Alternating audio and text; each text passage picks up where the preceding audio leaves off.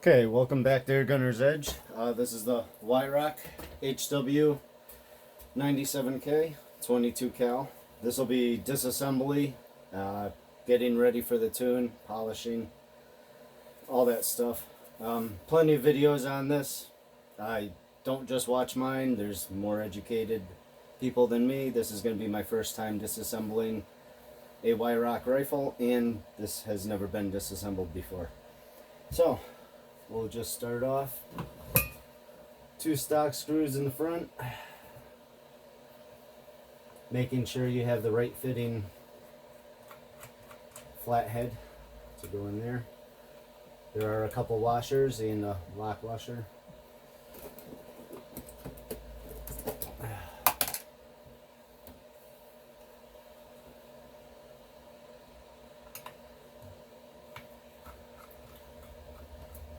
Hopefully this angle is okay. It's got it up there, looked through it, looked pretty good, but obvious note, don't lose the washers. Make sure everything, you know where everything goes back in. I'm just going to go ahead and remove the trigger guard. Even though I don't have to, I do have to remove 1 screw.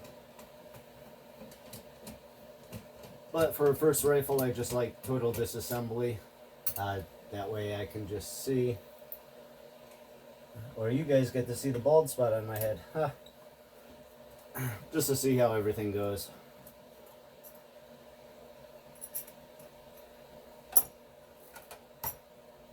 I actually do want a new trigger guard. I would like to put a new trigger guard on here. Not fond of the gold, but I do like a silver one I did see. Of course, they're all sold over in Europe, and just something I want later on. Nothing right now. Don't need it. Just admiring it. Beautiful stock on here. We'll move that off to the side. Okay, so all the videos I've seen, pretty simple. The only concerns I have is all the videos I've seen have been with 12 foot-pound of energy springs or less, and this does unscrew from here. And they say you do have to be careful because there will be pressure on the higher end ones, which this one is. So I will probably try to use a clamp. I'm not sure because it has to rotate, so you almost need something that swivels on the end. I'll start unscrewing it, see what the pressure is like, and I will go from there. Safety first though. You do not want to mess up your gun or injure yourself. And don't know if I have the right one here. Yes. Wow, that was already loose. I mean, literally, I didn't even need this. That's how loose it was. You don't have to, but you can hold the spring forward. There is a little spacer here. Keep that all together. Okay, so everything from the videos I've seen from here, the removal of the pins on the trigger is what I usually see people do next. Some people don't even take that screw out at first, but I'm just going to go by that one that I did see.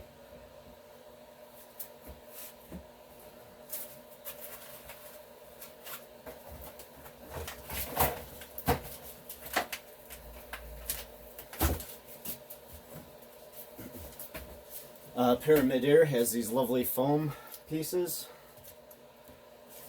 and they actually do work out pretty well, especially when you're pounding pins into something or out. At least it'll go into the foam and it won't go flying off. So, and I just had all my punches, which I think I just covered up or did something with. Oh, here we go. I believe one is 3mm, the other is 4mm for a drift punch. Most of mine are standard, so Sorry, apparently a hammer is one thing I did forget. And I keep forgetting to grab my nice brass hammer, so this will have to do. Oh, I did have everything all set.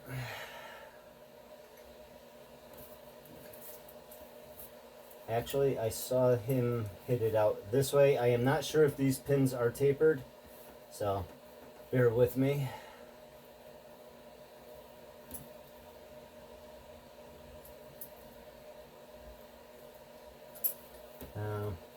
I don't believe they are, but we can find out real fast.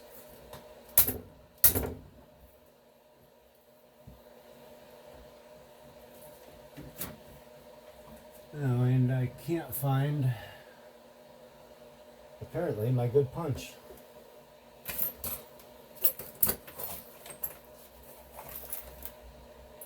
So, I'm just going to have to compromise here and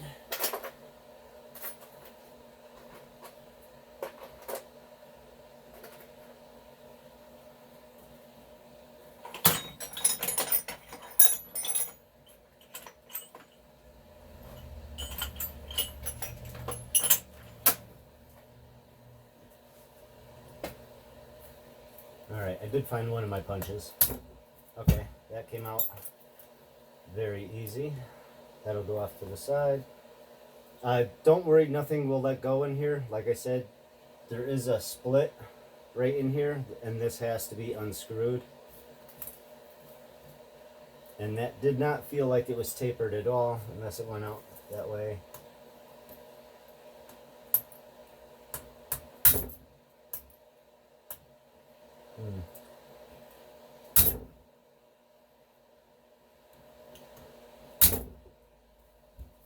Okay, this one's going to be a little bit more. There we go.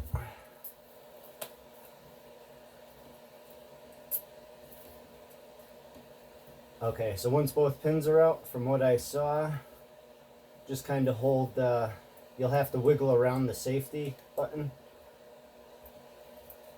Yep. Okay, so the safety comes out, spring on the end, don't lose it. It'll go into my parts box. And the world famous trigger. And I will be polishing up the trigger. Even though it is very good, I would like to see a little better. Very close to mirror, but it's not mirror, and that's what I go for. Okay, so we're just putting the trigger aside right now. Okay, so this is the fun part.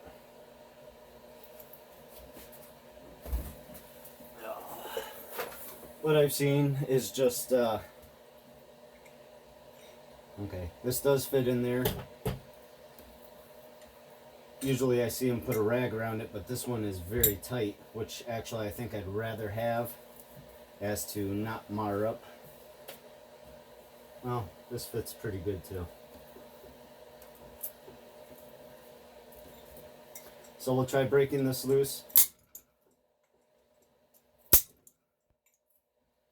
As you heard me stress, try. This gun has never been apart yet, so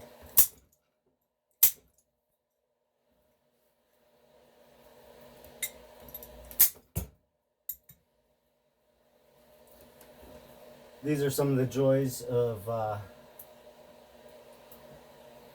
first disassembly of a gun. No, I don't see it moving yet. Maybe just a little bit. Once it gives, it'll give, but you got to remember there is pressure on that spring. I don't know how much yet, but we will find out. I would honestly rather, no, that's too tapered. I just want something with a really, really good fit, and looks like this is it here. A vise with plastic jaws would be so much better. So really shouldn't waste any expense on this. I should have a vise with rubber jaws on it.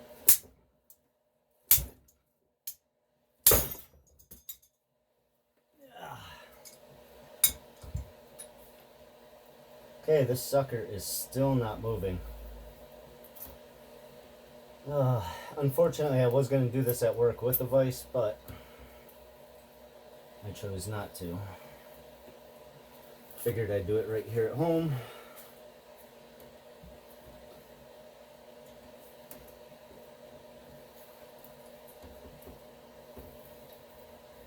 Okay, so what I see I can do is I'm going to have to protect this and put it over the edge of here, which I should. I've got this nice thin rubber, won't hurt anything.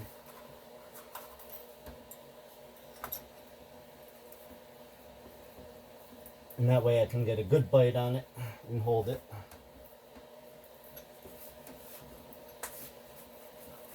And hopefully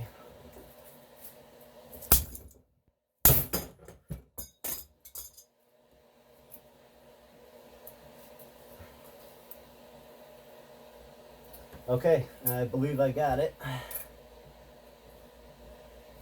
Yes, I did. Okay, so there you go.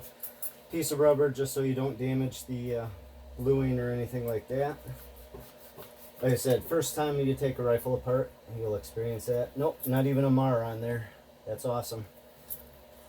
Okay, now I'm going to start taking this off carefully because I do know there's pressure.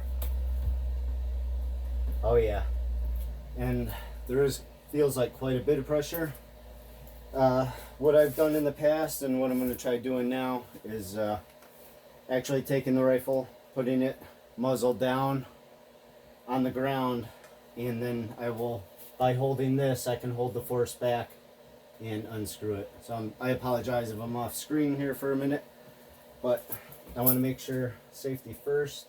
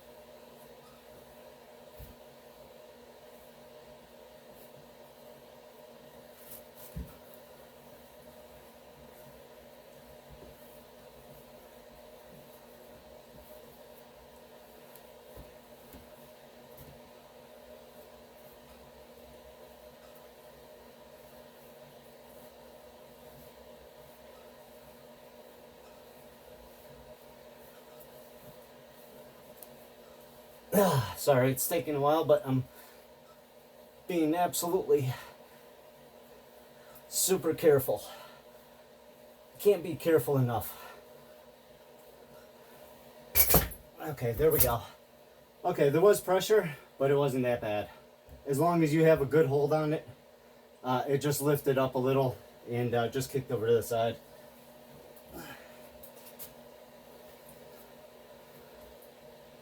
Like, I've done this many times. I've done Magnum springs. Magnums, I absolutely only use a spring compressor. I know this is a mild gun, so experience will get you a long ways, but cockiness can get you into trouble too. But okay, this looks all good. Looks like maybe a little rust, or I could be wrong. It could be like a never sees, but it kind of looks like a little rust to me. It's red. Or grease. I don't want to jump. Oh, no, I see some grease here, so that might have been just grease. Like I said, before I go jump to conclusions.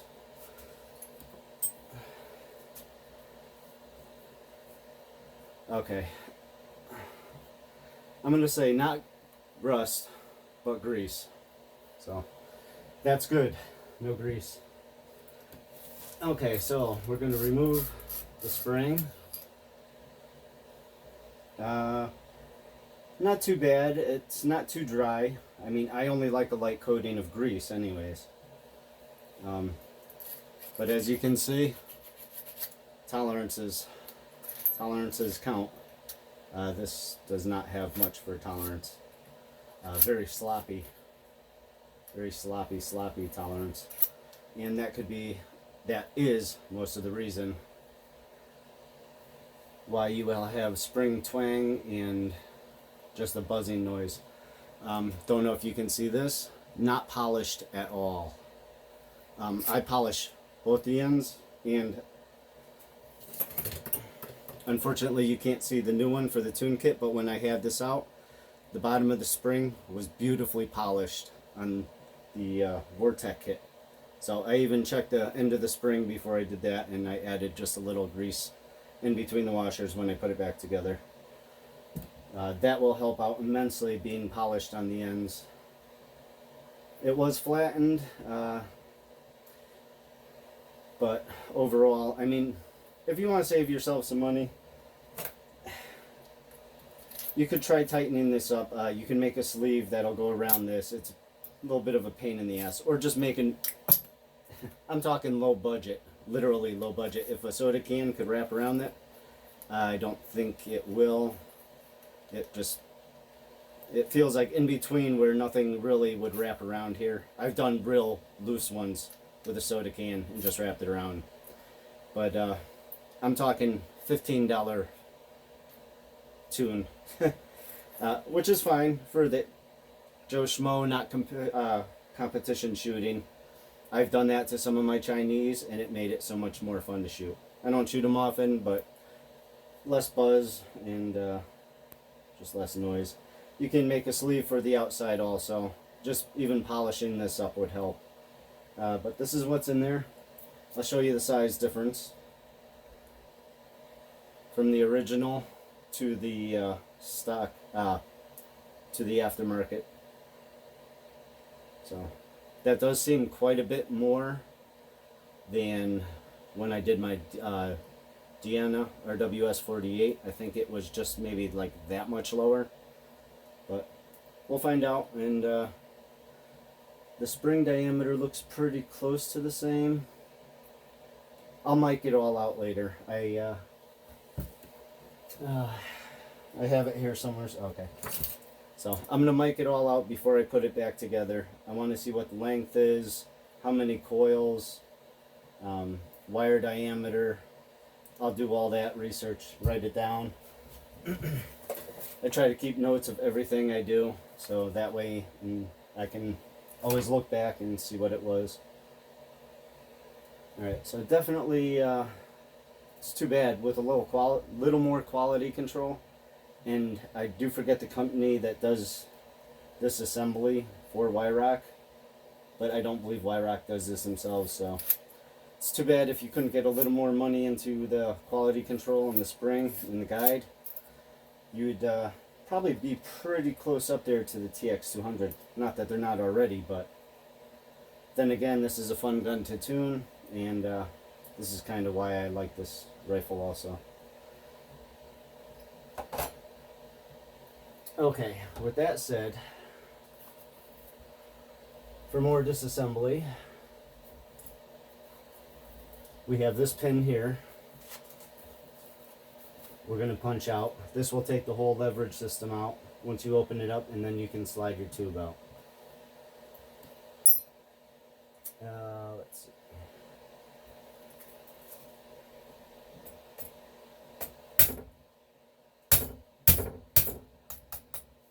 Okay, none of these pins feel tapered.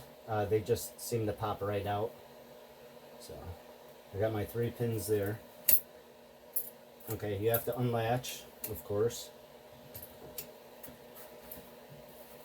Like I said, there are so many videos on doing this. This is not even necessary to watch me doing it, but I just like to document what I'm doing.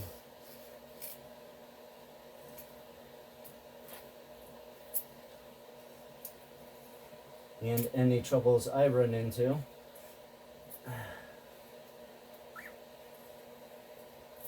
There we go. Okay. I just like to check this. I've had some Hatson and other air rifles that had burrs on there, and I need to clean up. This one looks pretty good. Put that over to the side. Now I can pull the piston and sleeve out. Okay, I was curious on the O-ring here, I mean the breech seal. It actually looks very good. I was actually kind of hoping it was a bad breech seal on here. That may have been causing a little issue. You can see there is a little grease here. I don't know if that grease is sneaking in and going into the tube, or should I say coming out, and giving a little diesel reaction. Oh, I've also been online everywheres, and I love how they button this up. Oops, sorry. Okay, well, I'll show you the seal in a minute, but I love how they button this up, or put it on the lathe, turn it down, and put a Durlin wrap around this, so absolutely no steel makes contact. That's something I'd love to look into later on. I do feel a couple burrs in here. This will be cleaned all up. The tube looks pretty good. I will clean up inside here. I do feel just a little bit. So 800,000 grit, just so when I put that piston in there, I have no nicks. It has quite a bit of cross hatching in here. Unfortunately, give me 1 second here. Unfortunately, with this cross hatching, you can see where the tube is not perfectly symmetrical.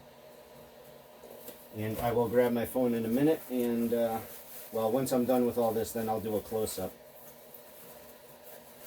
Which I'm kind of actually disappointed in seeing this. I know the piston seal doesn't go down this far, but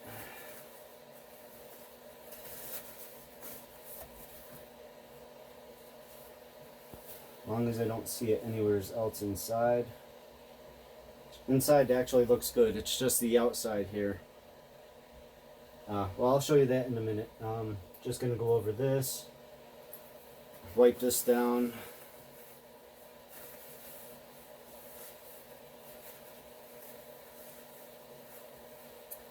I'm just looking, this is why I like using a gun first before tearing into it. Just my personal preference. Just to get those original starting wear marks. So when you look at this, you can see, if anything, where it's going to be hitting and where you may have an issue with wear. This looks absolutely fabulous, like no steel on steel contact. Maybe one little spot, but even that's kind of hesitant to say. Okay, let me just clean up the seal. But you can see it does look burnt, so it does look like it was dieseling. Not a good sign out of a new gun. My camera's so damn high up, I have to look. Okay, but you can see it does look like it was dieseling. It does have a little burnt kind to it. And if we can, just gonna try and get the best angle here, but you can see the lip is actually just a little bit, it's not melted, but it does look a little deformed. I've seen a lot worse than this, but 500 pellets and you're seeing this. Okay, you can see a little, you can feel it better than you can see it, but you can feel a little oddness, like it's not perfectly round. This feels maybe harder than the new seal I got, but if this is hardened, Well, I'm not gonna guess. I'm just gonna get it in there. I'm gonna take a mic and mic this up first. Mic the top, yeah. Mic the seal with it on the piston. Then I will take it off and remic it again and write down the numbers. And I will do the same with the new seal. There we go. I spit it out. Okay. So, that's pretty easy gun to take apart. I mean, you try doing the hats and the trigger alone will take up half the time. I'm gonna take this down.